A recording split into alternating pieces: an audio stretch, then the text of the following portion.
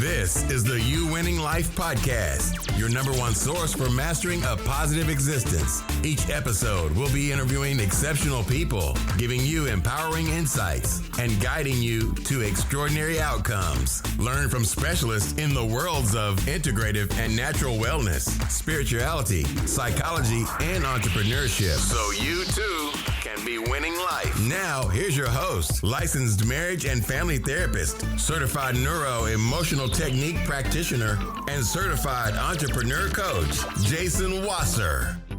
I am super excited for you guys to hear today's conversation with guest Shelly Lefkoe. She's a limiting belief coach, public speaker, business owner, and author. She's helped others be free to live a fully self-expressed, joyful life in all aspects, from personal relationships, career, health, parenting, money.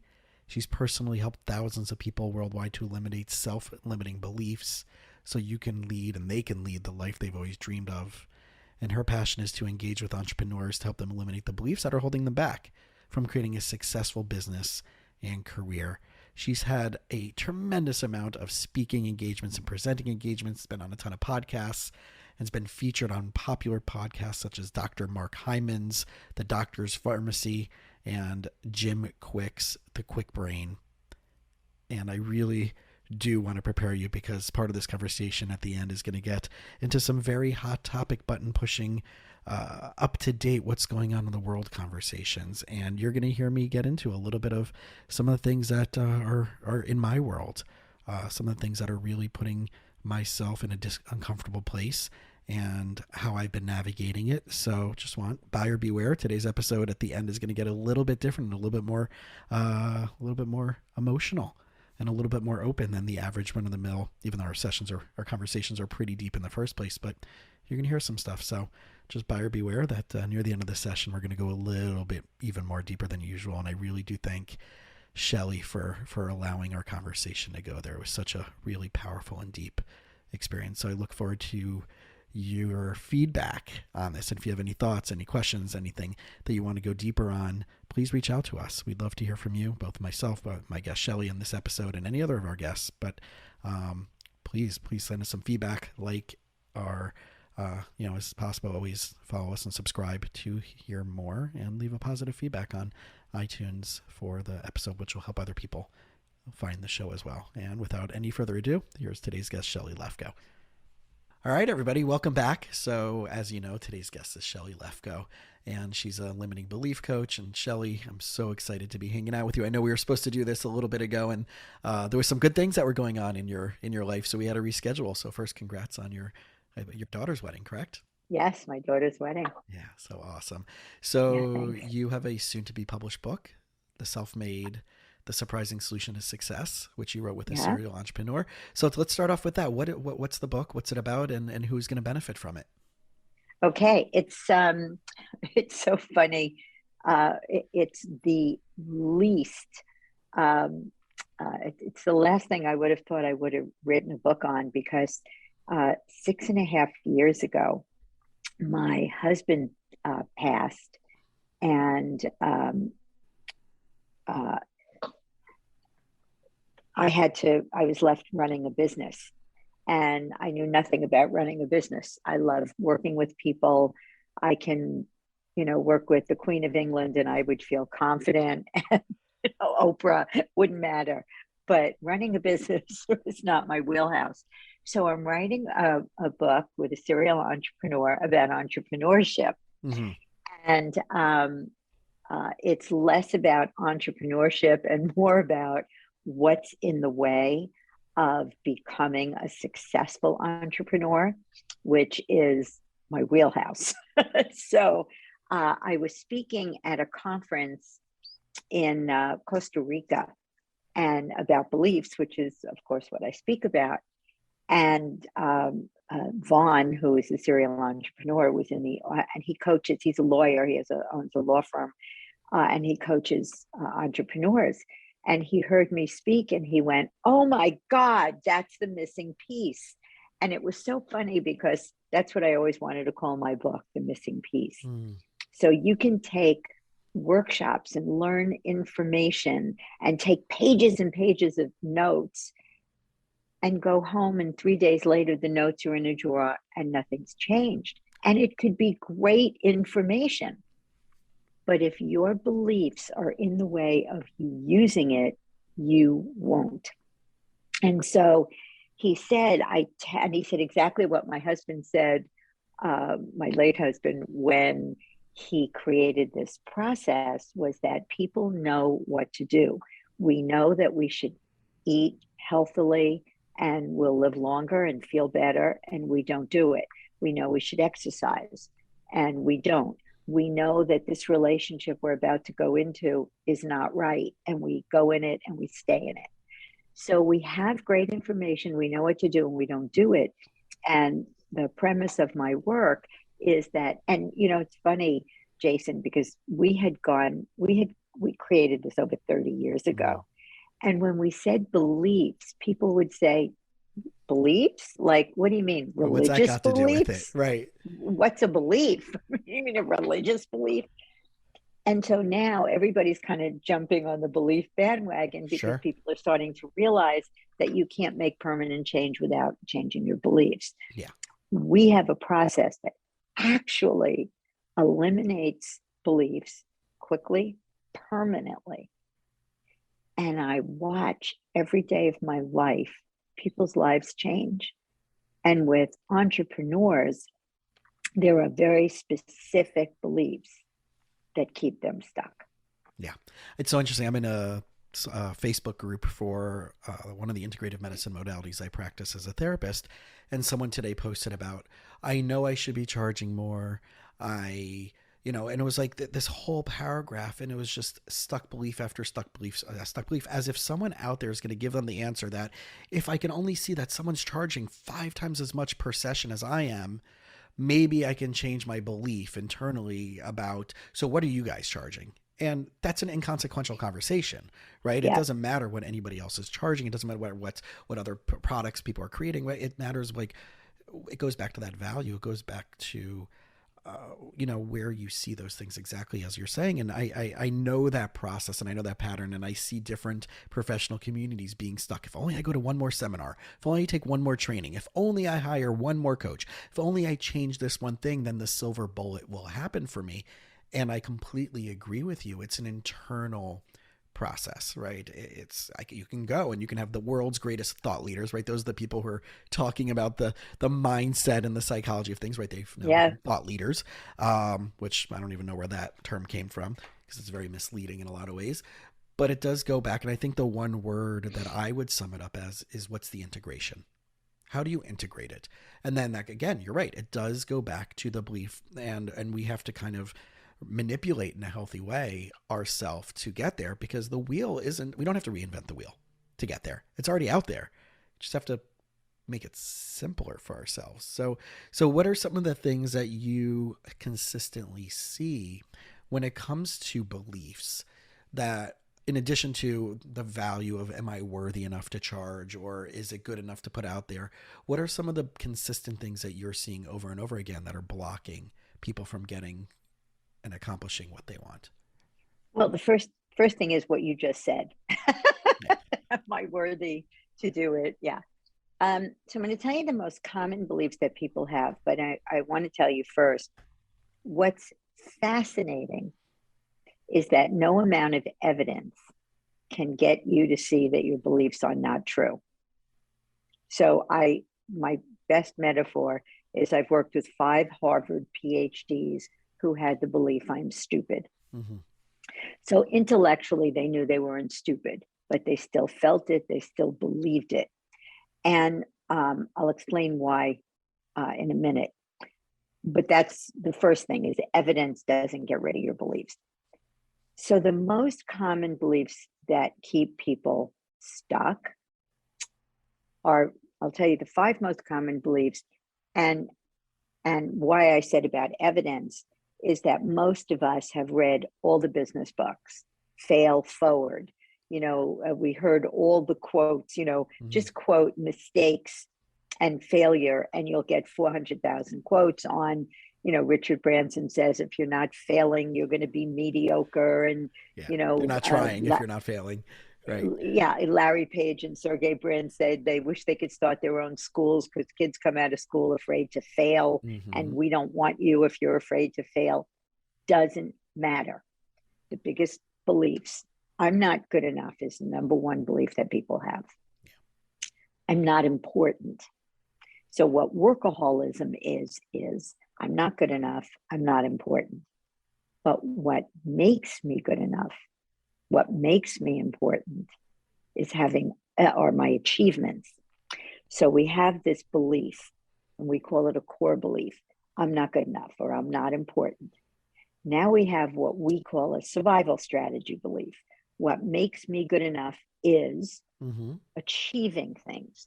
So as long as I'm doing that, I'm holding this beach ball called I'm not good enough underwater. Yeah. But if a younger person comes in to the company, up in your face comes, I'm not good enough. If your business goes under, I'm not important, I'm not good enough. So it's a driven behavior. You have to keep doing it. I've had many clients say to me, Shelly, I had one say, I'm worth $10 million. I'm on the cover of business publications. I don't know my kids. My wife is ready to divorce me. When is it going to be enough? Yeah. Never. Right. It's not, because your achievements don't make you good enough. Absolutely. And I see it in unique lenses, right? As a therapist, and people show up with different, and there's really only a certain amount of archetypes to go around about it with a personality predisposition or story disposition that we have. So you're 100% right, accurate in that. And I love taking you to the next layer is what's those archetypes of those specific stories that makes them not good enough, right? Whether it's output, whether it's individuality, whether it's about fairness and balance, whether it's about avoiding pain, whether it's about conflict, right? And we all show up in our own unique way, in our own unique story about how we're not enough in that unique way. And I love seeing those narratives and kind of chunking them into different categories and then helping utilize the resources and tools based on that lens that person carries, right? And everybody has this, right? 100%. Everybody has their own I'm not enough in their own unique way. But my hypothesis is there's only a certain amount of categories, right, of that core belief, right? You can probably, and you've probably seen this in your experience as your practice, is they probably fall in a variation of X amount of stories, an X amount of baseline beliefs. And when we can empower someone through that lens instead of being a victim to it, you see those transformations, right? That's what your practice is based on. So I want to go back for a second to the most common beliefs because I didn't say what they were. Sure. So it's I'm not good enough. I'm not important. Mistakes and failures are bad. If I make a mistake or fail, I will be rejected. What makes me good enough, and this is the big one, is having other people think well of me. Yeah. So if you have a belief, mistakes and failures are bad, if I make a mistake, I'll be rejected. What makes me good enough is having other people think well of me. You can't put something out. You can't put out your 1.0, your 1.0 is before your 2.0. You can't do it because it's like, oh God, what if I fail? What if people don't think well of me? Yeah. So when you get rid of those beliefs, there's a huge shift immediately. The first thing that happens is from session to session, people say, like yesterday, somebody said, I posted 3 videos. They're not the best. They're not great, but I posted them. Yeah. And that's what you want. You want, it's very the result do it anyway producing type of mindset. Yeah. So I have a question. You said, what's the archetype? So what did you mean by that? Well, so one of the lenses in which I help my clients through, and other people out there do it, is through the lens of an Enneagram personality profiles, right? It's a lens, it's a pair of glasses I take on and take off with my clients to kind of help them see things differently. And I'll give you an example. I have a couple that I've been working with for a while, and I adore them, and they're very self-aware and they're very involved in personal growth. And I've been working with them for give or take more than a year at this point. And I had them do this assessment over the last couple of weeks, and they come back and I'm explaining it to them, and I'm based on the results I started asking very detailed and specific things more than usual. And their response is like, wow, it's like you just moved in with us, right? So the Enneagram is a personality profile. Again, anything that I can use as a tool as a therapist doesn't necessarily have to be clinically published. And again, like I say, it's a pair of glasses I can take on and take off. But in this resource, I see, right, they teach that there's 9 types, and each one has its specific way of feeling connected and stress, what happens when they're in stress and how do they show up and what can motivate them and what's the wounding, the story around the wounding, right? So for example, ones are about like, perfect. If I'm seen as making the wrong thing, 2 is about helping, right? Me as a 4 is more about like uniqueness and creativity. 5 is knowledge and wisdom, right? So, each one has their, they're healthy, they're average, and they're unhealthy, and we can all carry different elements of it. But I know it goes back to what's their core motivation of what they want to bring into their work life, into their personal life. So my practice, for example, is not just a therapy practice, it's an integrative mind-body practice. And I specialize in integrative wellness, and stuff like that. It's more unique than the average one-of-the-mill therapy practice. And I also do business and entrepreneurship coaching. So it's not like you're going to a regular therapist and how does it make you feel? It's what is your purpose? What is your potential? What's your values? What's your, all these different things that you're going to get from the entrepreneurship lens that you may not get from a typical traditional therapist. But yet I am a licensed therapist, right? Other people will be more, right, looking at it through the lens of, do I have enough information to make the right decision? Right? Which would be a 5, and a 1 will be, am I doing the right thing? And it's all black or all white. It's either all good or all bad.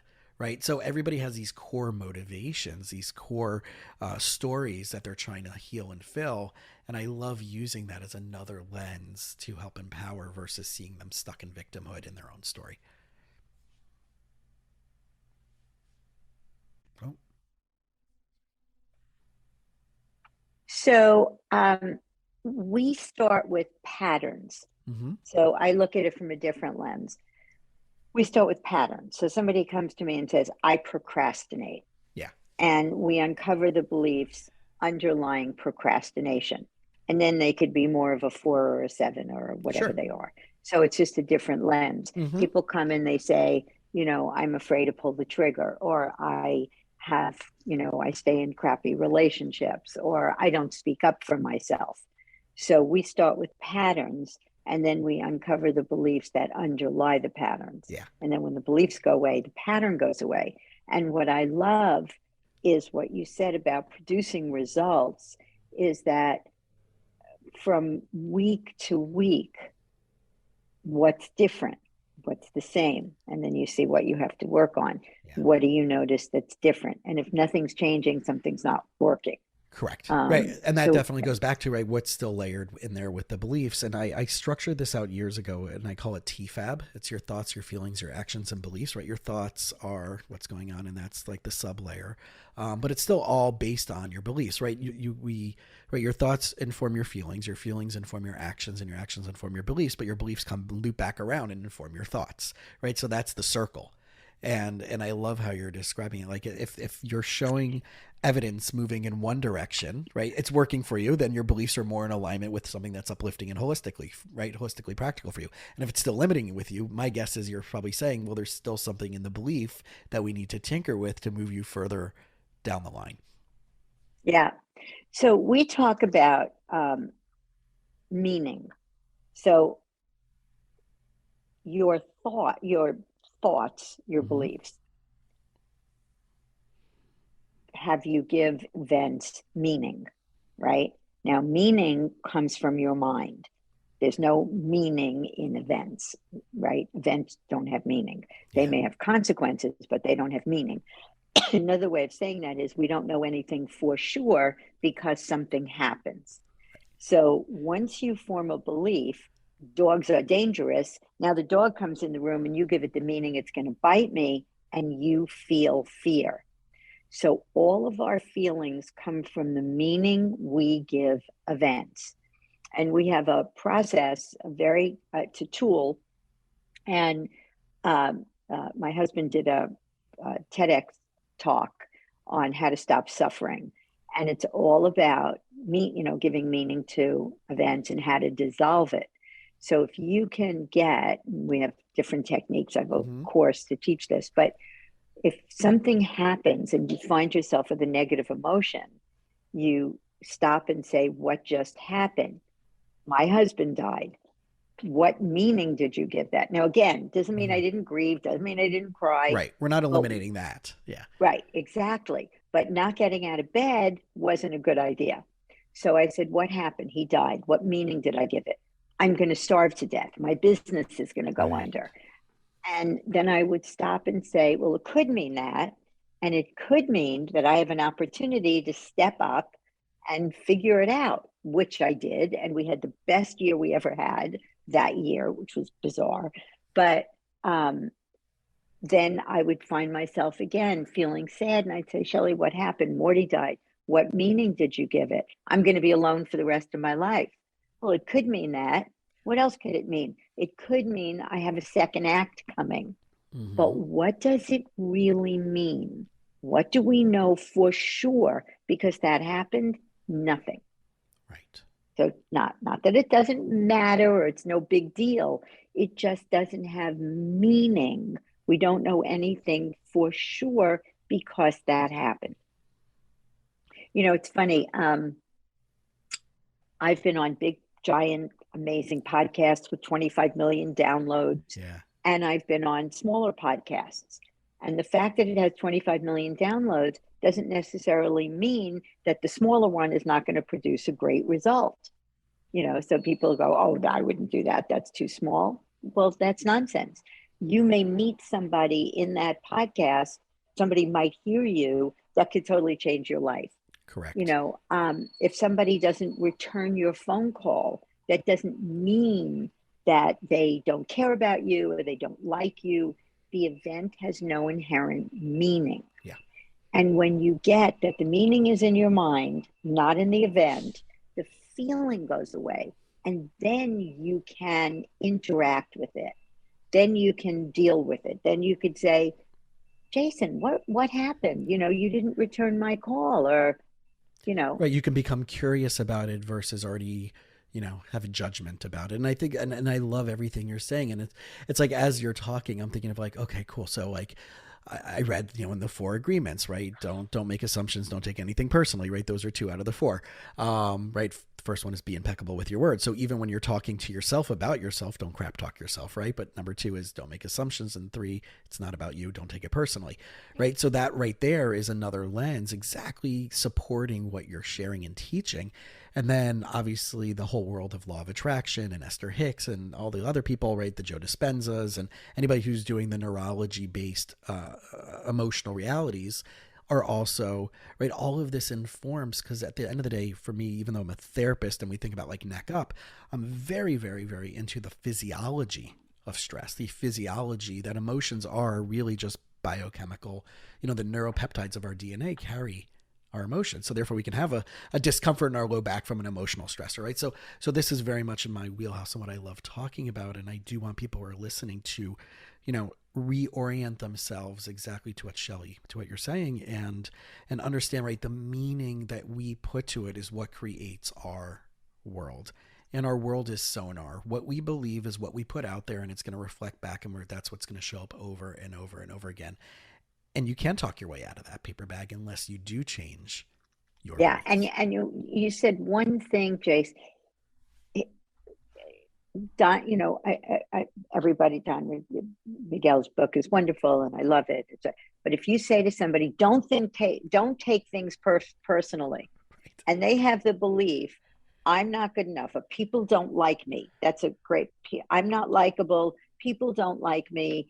Whatever beliefs you have in the way, it's very hard to not take things personally. Yeah. So again, there's a lot of great information out there, but if your beliefs are in the way, you're going to have to use what we call the occurring process a lot. So you can be, now that you have this little tool, somebody can say something and you take it personally and you get upset, and then you stop and go, oh, what just happened? They said that. What meaning did I give it? They don't like me. What else could it mean? They are trying to contribute to me. What does it really mean? Nothing. Right. But you're going to have to do that a lot if you get rid of the beliefs. I'm not likable. People don't like me. Just get rid of those beliefs. Then here's a great example. The belief that ran my life, Jason, was what makes me good enough is having other people think well of me. My mother was an angel, and all she wanted was for me to be happy. And she thought what would make me happy was having a lot of friends and being popular, not getting straight A's. So, somebody would say, oh, your friends invited you? Oh, your friends didn't invite you? So that was when I got rid of that became belief, embedded. Yeah. Yeah, that was my belief. So I'd walk away from people going, did I say the right thing? Did I ask about her mother? Now, when the belief went away, what I noticed was my father and my brother were the people who plugged me in the most. They would say, you don't use your head, my father, or my brother. Oh, you don't think sometimes, And I used to get defensive and I would yell and say, don't you talk to me that way? And I know I'm not, and blah, blah, blah, blah, blah. And once the belief went away, I no longer gave meaning to what they were saying. Yeah. It didn't mean I didn't have their approval, didn't mean I'm not good enough, didn't mean this, didn't mean that. And it was like watching a puppet show. They would say things and I would just go, oh. And it wasn't like I didn't have to sit there and go, I'm not going to get sucked in. I'm not going to take it personally. Blah, blah, blah, blah. Right, you didn't have to recreate that whole narrative, right? I just didn't. Right. It was just like, oh, they're saying that. Right. And that's their thing. And you don't have to buy into it. You don't have to believe it. And I love that. It's freedom. It's 100% freedom. Right. In my neuroemotional technique world, we call that near neutrality. Whether it happens or it doesn't happen, I'm okay. And I even take it a step further. And what I tell my clients is like, how do we get to a place of things being inconsequential? Right? We're 2 years out from another presidential election. And how do you make it inconsequential about whoever's in the White House, whether it's the person you want, person you don't want, right? It's how do you make it inconsequential so you can shrug your shoulders at it and move on every moment of every day with your mission and with your purpose without having to use anything outside of you as a justification or excuse for your own suffering. And that's really that's one of the reasons why I created this podcast was the topics that I'm talking about with my clients are really a cultivation of the resources and the conversations and the conferences and the trainings that I'm doing. And I get to bring it into my private practice. And now if I'm only able to see a certain amount of people a week, well, I want to also share this information, right? So it's a reverse engineer. Now it became not just a tool, but it's now the stuff that I'm talking about with my clients is now the people, right? It's now becoming what I'm talking about on my podcast. So there becomes this reverse, right? Flexible, going in both directions process. And it is all about going from victim, about whatever that thing is, that whether it's an internal and external story or an external thing that happened to you or a trauma or a drama, then moving into empowerment on whatever topic that is. And that only goes back to exactly what you said. What is the belief and the meaning that you carry about that? And one question I love asking my clients is, what would you also have to give up in order for that belief to be changed, right? What's the risk involved? And like, well, there's no risk. Well, if there wasn't a risk, then you probably would be doing it already. And risk can mean a lot of different things, but who would you have to offend? Who would you have to no longer honor?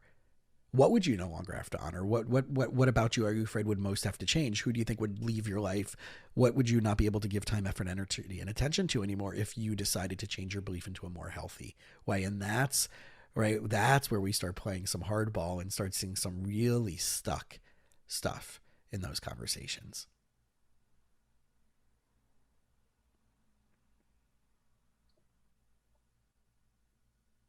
Yeah. Yeah. So I want to talk a little bit about how beliefs get formed. Yeah. So please. we come into this world as a little ball of consciousness, and we don't know if we're good enough or not good enough. We don't know if we're important or not important. We don't know if life is hard or easy, if money is scarce and hard to get or it's abundant. We have no idea. We're just this little ball of consciousness. And we come into this world, and I always say that do you have kids? I do not. Okay. So when I ask people who have children what their children want from them, every client, I have clients in Uganda, I have clients in Kuwait, and I ask them, when your child runs, when you come home at night, what does your child do? They say they run to me. What do they want? Affection, attention, and acknowledgement. That's what every child wants all day long. Sure. And I say, what's the one word question every child asks all day long? One word question, every 3-4-year-old. What do they want to know? One word. Why? Why? So people without kids know the answer to that question. Why, right? Why can't I have a play date? Why do I have to go to sleep? Why can't I have dessert? Why?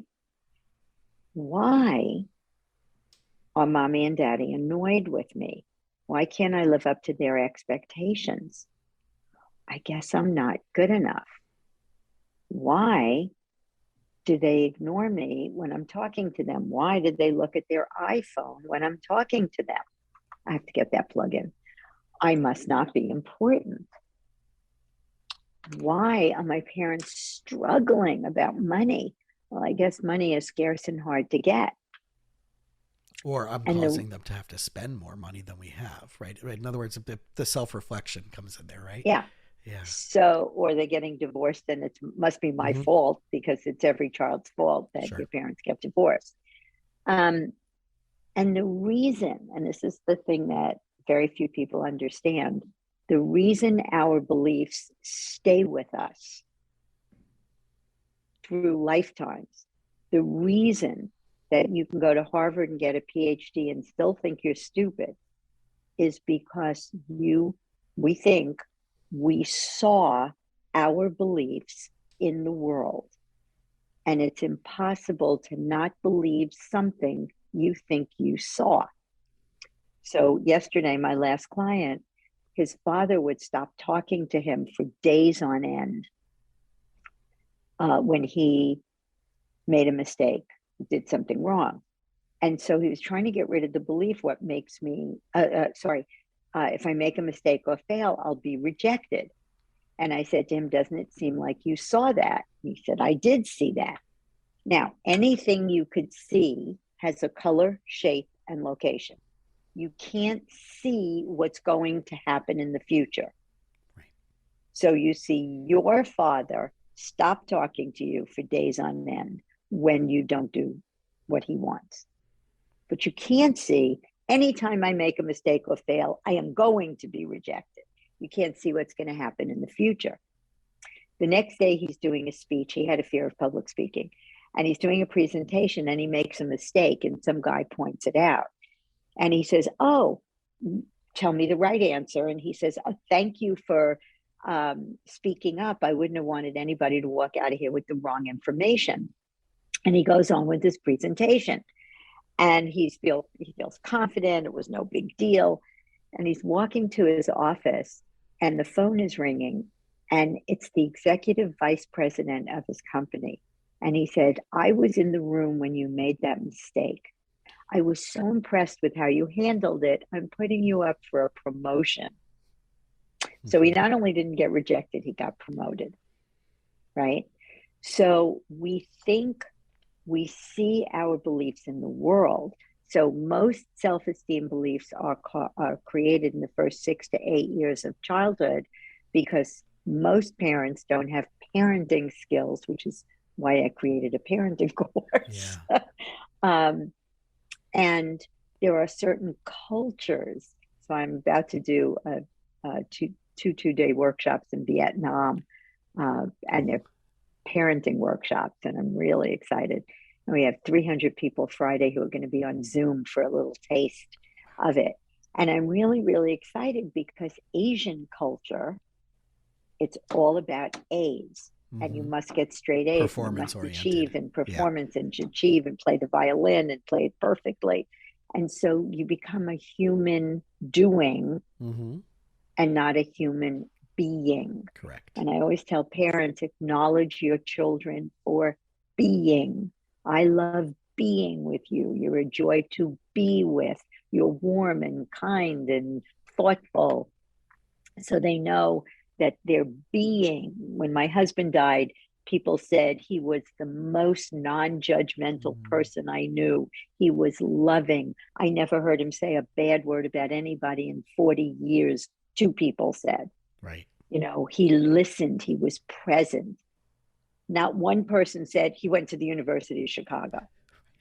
No one cares. Yeah. No one cares. Your achievements are interesting, maybe for 5 minutes. After that, what else you got?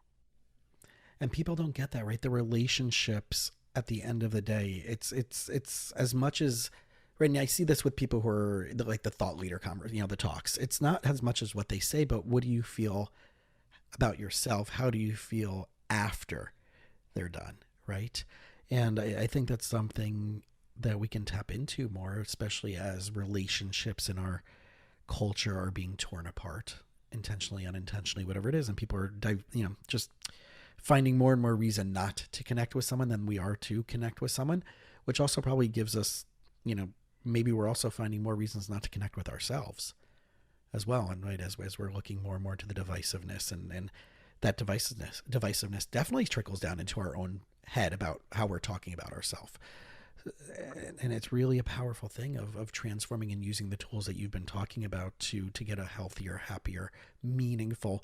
I don't even like using the word happy, because like happy is an emotion that comes and goes. It's not something we should never if y'all are listening to this, like if you stop aiming for happy. Happy is an emotion that comes and goes, no different than like tired or annoyed or frustrated or sad, right? It comes and goes. So stop aiming for happy, right? I really do like meaningful, purposeful, right? Those type of things. But I know, Shelly, like exactly what you're talking about, like how it doesn't take long and it doesn't take an exponential amount of effort to do the process that you're doing, but we have to be willing and open to acknowledging that this process needs to be done. Yeah, my experience is I can't do it on myself, getting rid of beliefs. And there are people who can. We have a program called Natural Confidence, and it's the 19 most common self-esteem beliefs that people have. And you can interact instead of having, sessions with me, it's, I don't know, $200 something. And it's life-changing. It's completely life-changing. But you have a video, Morty or I on the video taking you through a process, the end of which you will eliminate a belief. You can actually do it for free. So if you go to eliminatebeliefs.com, you can eliminate one of the 3 most common beliefs for free, my gift to your listeners. So it's not easy. When people say to me, I'm working on myself, I'm not big on that. You can only take yourself so far. And when you work with somebody who's going to coach you and help you, and I love the fact that you don't do just traditional therapy, I'm not putting down traditional therapy, but there are techniques that, are result producing. And, but this idea that, I've said to people over the years, you might want to work on that. And they go, oh yeah, I'm going to work on it. I'm absolutely my brother. My brother talks a lot. And I said, you tend to talk a lot or dominate a conversation. You go, I'm going to work on that. I'm going to, and I've known him now 66 years. And they haven't done the work, right? They haven't done the work. So well, that's a big thing, right? It's I love it. It's kind of the that Star Wars with Yoda, right? There is no try, there's only do, right? And I love calling out my clients over the years on I'm like, all right, so between now and next session, like, can you do this, right? Can you watch this video? Can you listen to this TED Talk? Whatever it is, I'll try. I'm like, no. I'll try, right? Exactly. Yes or no? Yes. Are you committing to it or are you Yes. not? Because when I say to them, like, if I hear I'll try over multiple things that I ask you, and which doesn't get done over multiple sessions, then I'm going to try not to fire you. And they get it as a client, right? I'm going to try not to fire you as a client, AKA I'm going to fire you as a client. So there is no try, only do. And I love taking that Star Wars theme into, the great Master Yoda, into that. And then we see this like for how many years, and I'm in an accountability group, and I remember, we do an hour every week, and then every quarter we now do a 4-hour via Zoom. They're all over the country. And then I got them together to do an in-person weekend. We, rented a nice Airbnb, and I remember sitting there, we were at lunch at a really awesome place on by the ocean. And I'm like, guys, I really want to make sure that we're committed to not, whatever we're talking about this year, I absolutely want to make sure we're not talking about next year. The Nice. issues and challenges we're having now, obviously there's going to be life circumstances and all that stuff. Yeah. All right. Yeah. And that is happening with one of the people in the group who has a major medical thing that came out of the blue. However, I want to make sure that we are not stuck in the exact same place. That's great. And I also added this onto him. And if we are, and it's not me, I'm bouncing out of the group. So, like I wasn't making it about an ego play about me and I'm going to be, but I want everybody to say like, like we need to consider like what won't make this work for all of us if we're not moving forward, if we're not challenging the assumptions and beliefs, the core things that are keeping us back from becoming more successful. Yeah. I love that. You said something,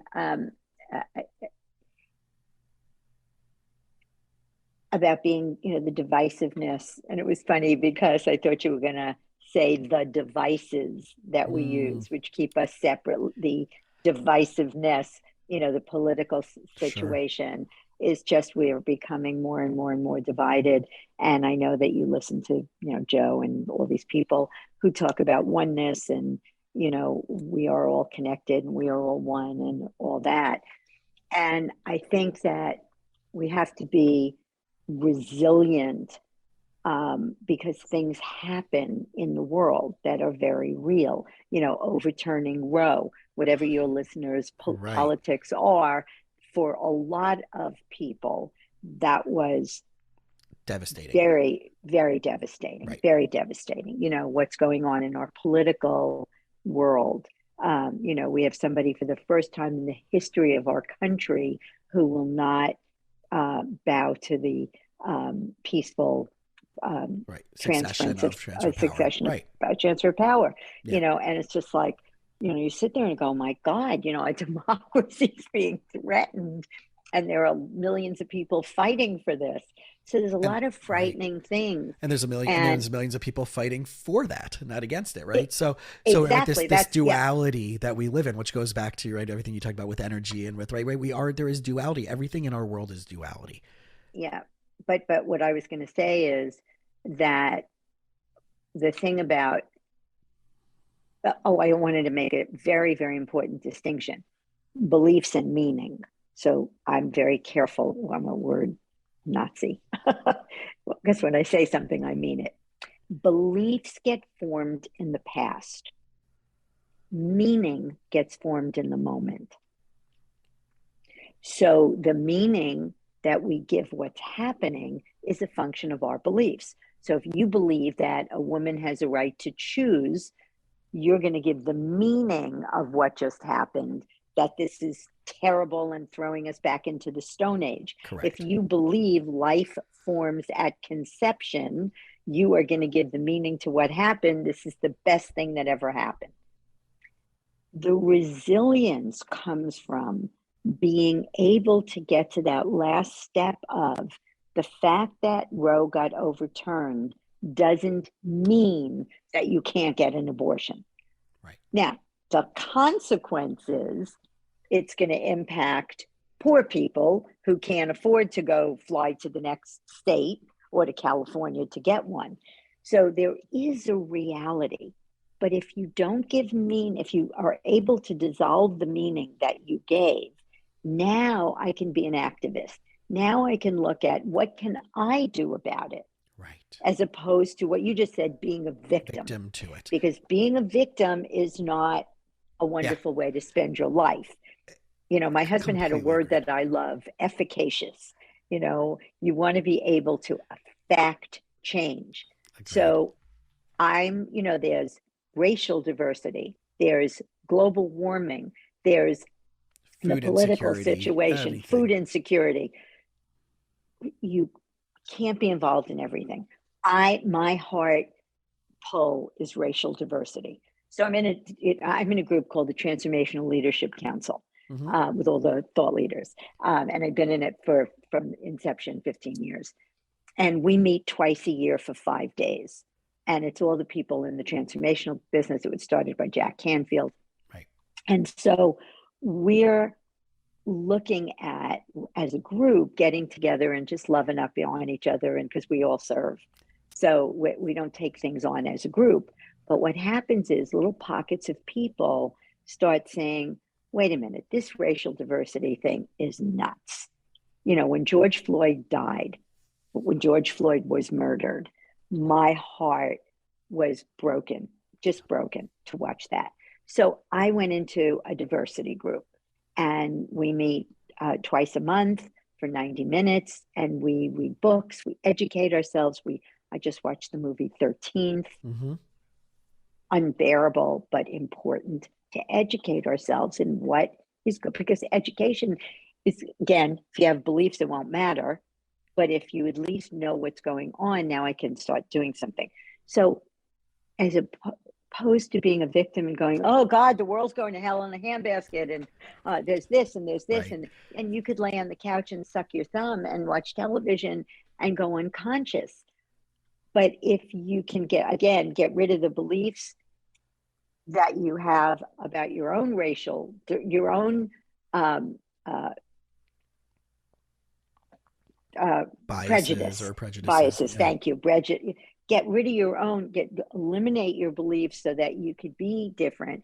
Yeah. But short of that, at least look at the meaning you're giving events and get that the fact that a Black person robbed your house doesn't mean all Black people are bad. Right. You know, it's just it's a deconstruction of everything, right? In other words, yeah. we it's what if I were to sum everything up is that we have momentum, right? Our thoughts and our feelings and our beliefs, right? All these things, all these layers that we've talked about create momentum in our life.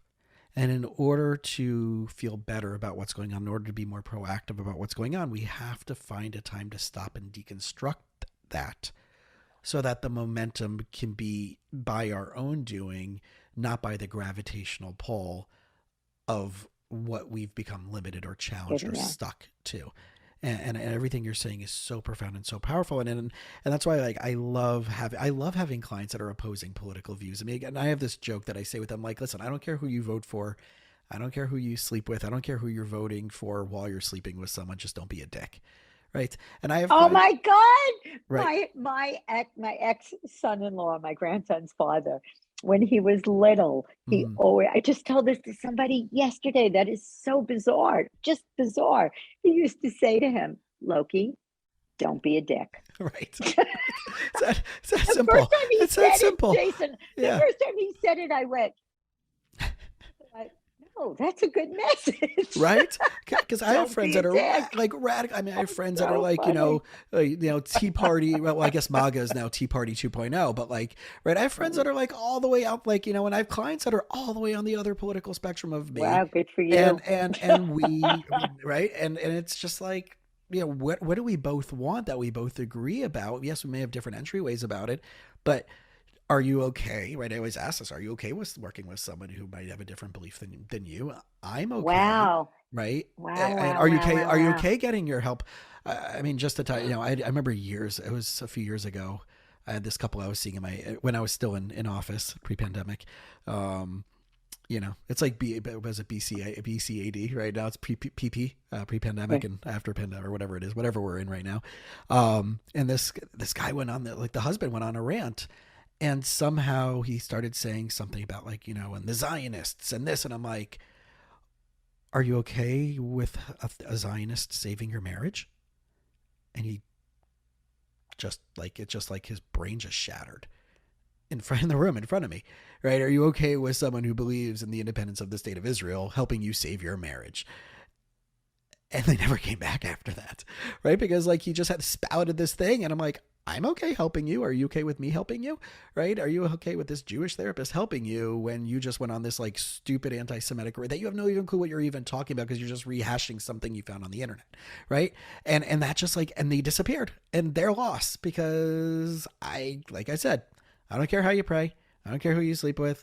Just don't be a dick. And that person was a dick. So they're lost. They just lost out on a tremendous opportunity to move forward in their beliefs, assumptions, and expectations of what's holding them back from getting. So I really do think that if we all do the work, I take pride at I'm 43, I'm turning 44 on Monday. I take pride in having Happy multiple. birthday. Why, thank you very much. I take pride in having multiple people from multiple backgrounds in my life. And it all goes back to, again, core values. You may practice it differently than me, but do we have the same values of like, yeah, I don't necessarily always agree with how someone's going at it. And I may not like, I may think that they're like, fundamentally like that's evil, right? Even though they're not evil, but like we can still deconstruct it enough to like, okay, well, what can we work on? What can we collaborate on where it would be mutually beneficial for us and for everybody else around us? And it's hard and it's a lot of work because I'm not predisposed to doing that. I'm a grandchild of a Holocaust survivor. So the world is, there's that story. The world is out to get us. Well, is the world really out to get us? Well, let's look at the rise of it, right? So there's so many layered complexities to it. No, that's very, very, very thought-provoking because it used to be that you had different ideology. So my mother voted for Stevenson and my father voted for Eisenhower, and it was Right. like no big deal, and it was just different ideology. But today, and it's so that distinction, I'm a distinction girl, that distinction you just made, different ideology, they may be different, but are they being a dick? And I have to really think about that because for me, I live in Marin County, California. Right. So we're so left-leaning, we're all on the floor, right? And I have one friend, I'm in a women's group, these TLC people, a Transformational Leadership Council. We have the biggest contingency here in Marin, so we formed a women's group. And one friend voted for Trump, and I had a lot of come to Jesus conversations because for me, it's, do you embrace, I know her and I love her. She's my sister and she's one of the most extraordinary women. She's a meditator. She does seva. How could someone like that go for that? Right. There's a lot of assumptions that go along that. My brain falls out.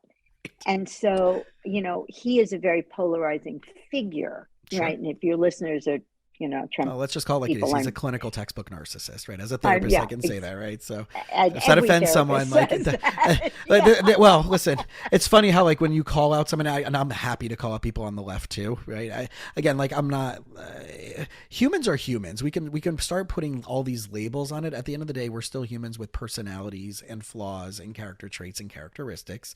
But wait a second. I wanted to acknowledge you, and you have to let me do that. And I really respect and acknowledge what you're saying, because when somebody does something against your values, right? So if you're a racist, that's going to be hard for me. Sure. And I have a friend who at one time had the biggest blog on the internet. He was the number one blog for a long, long time. And he told his people, if you're Trump supporters, I'm not interested. I don't want you on my podcast. Right. I don't want you on my blog. I don't want your business. I don't want your money.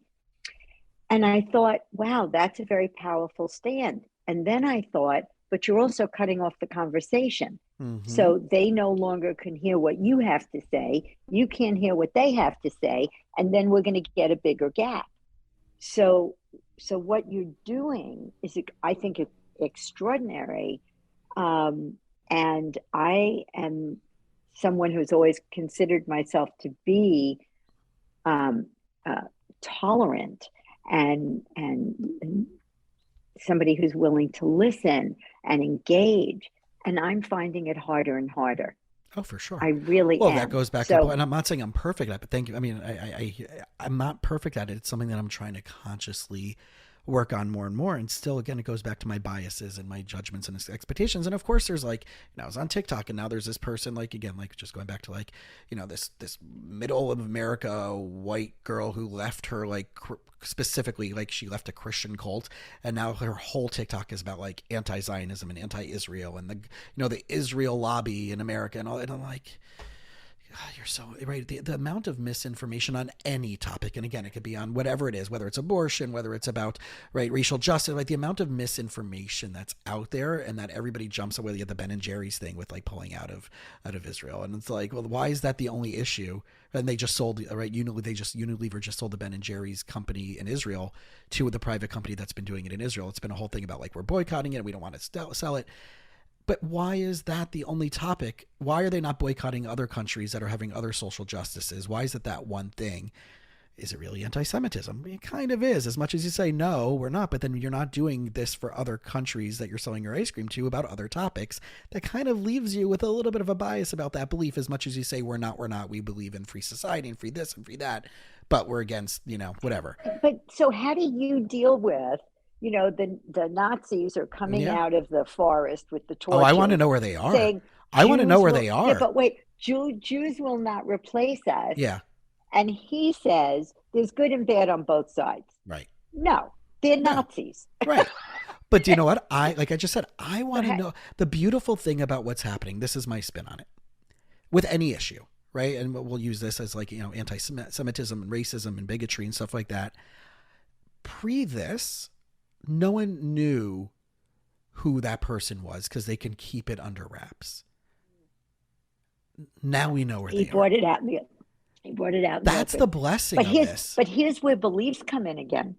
If you have a belief that Jews are not human, you can kill them. Well, I want to know where those people are. I don't want to know that they're hiding in the corners, lurking in some secret society, which they're putting on, right? Which exactly the words that they're doing, that they're lurking behind society and doing all these things that the Zionists and the Jews and the Israelites are doing these things exactly that they're doing. Everything is a projection.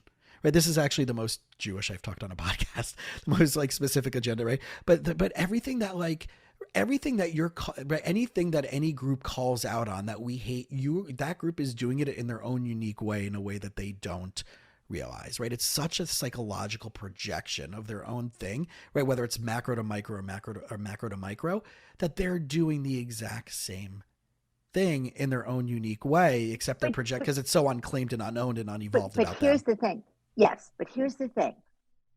I don't ascribe to organized religion. My husband used to say more people have been killed in the name of religion than anything on the planet. Sure. And that's the truth. That's not his opinion.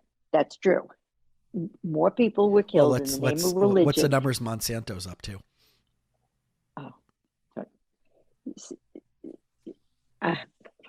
My daughter went to WashU, and when they graduated, they had the Monsanto logo with the thing through it on their graduation. What's the numbers there? Right. Again, everything is context, right? So like when people are talking about $5 gas, well, I know it's probably way more by you guys, but I'm in South Florida. So it's like $5.25 for premium gas. Right. Okay. Yeah. Right. Yeah. But number one, how many years of subsidies have we had to the gas industry, and how much money is coming out from the government to actually discount that and all those different things? But then those same people are going into Starbucks and spending $6 on 12, 16, 18, 22 ounces of coffee. So you're okay paying $6 for 24 ounces of coffee.